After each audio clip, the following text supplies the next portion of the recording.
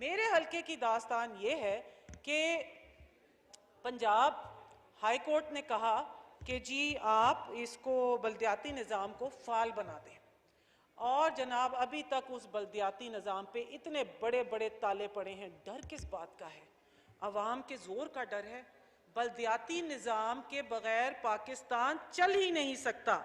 मैं अपने हल्के की बात करूं तो मैं, क्योंकि देखें वहाँ की जो अवाम है इस वक्त वो देख रही है कि मैंने आके उनकी आवाज़ उठानी है यहाँ पर। एक अजीब सी बात मैं बताती हूँ कि मेरे हल्के में बॉर्डर एरिया है जनाब चेयरमैन साहब।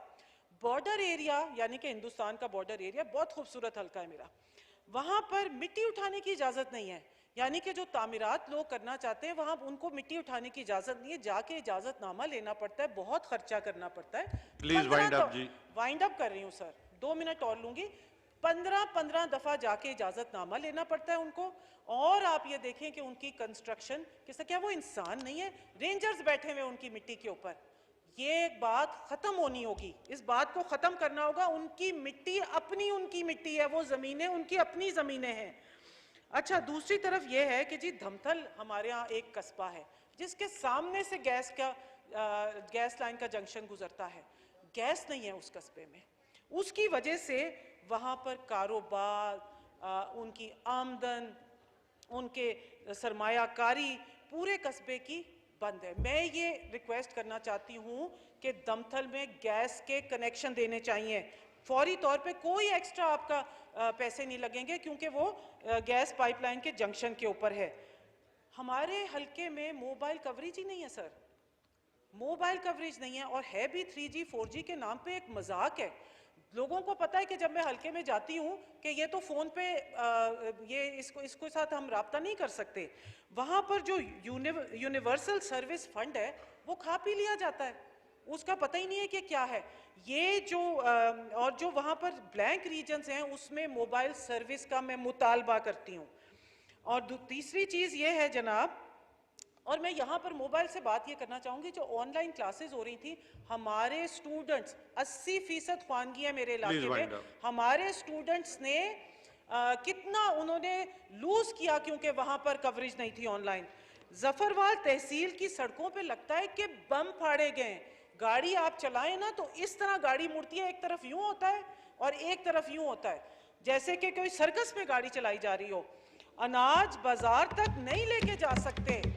बारिश हो जाए तो उसका मतलब है कर्फ्यू लग गया, लोग अपने घरों में से नहीं निकल सकते। और वापडा खंबे नहीं लगाता, क्यों? मुझसे ज्यादा तो आपको पता है। वापडा खंबे इसलिए नहीं लगाता कि लगाओ sir, 1 minute sir, please 1 minute, मैं अपने हल्के की बात कर रही हूँ। वापडा खंबे लगाने क्यों नहीं देता? आप बांस के ऊपर जब खंबा लगाते हैं तो वापडा आके आपसे भत्ता लेता है कि आपने गैर कानूनी काम किया हुआ है। तो वापडा के वहां पर खंबे लगने चाहिए, मेरे हल्के में वापडा के खंबे लेने चाहिए और ये भत्ताखोरी खत्म होनी चाहिए वापडा वालों की। और ये जनाब ये इसी सिलसिले में ये जो हम बना लेते हैं खंबे, इसमें कितनी जानें ज़ाया होती हैं और करोड़ों के हमारे मवेशियों का हमारा नुकसान होता है। और सर ये देखिए वहाँ पर 80% ख्वानगी है, औरतों की यूनिवर्सिटी नहीं है, हमारे अस्पतालों में CT स्कैन मशीन्स नहीं है। लोड शेडिंग तो पूरे पाकिस्तान का मसला है, इतना लोड ये है। और करोड़ों का जो बजट आप दे रहे हैं ना पंजाब में एजुकेशन का, हमारे स्कूलों में 25-25 बच्चे से ज़्यादा बच्चा नहीं, क्योंकि मेयार तालीम नहीं है। और मैं सर आखिर में ये कहना चाहूँगी, मैं इस अरकान में उन 9 औरतों में से हूँ जो मुंतखब होके आई हैं, और मेरा पूरा हक बनता है कि आप मेरे हल्के में ये सहूलियात फराहम करें। आपको पता है कि जब खवातीन यहाँ पर इलेक्ट होकर आती हैं तो वो आपकी रोबोट की कहानियां नहीं सुनने के लिए आती हैं, वो अपने अवाम के मसले हल करने के लिए आती हैं। थैंक यू जी मोहतरम जनाब।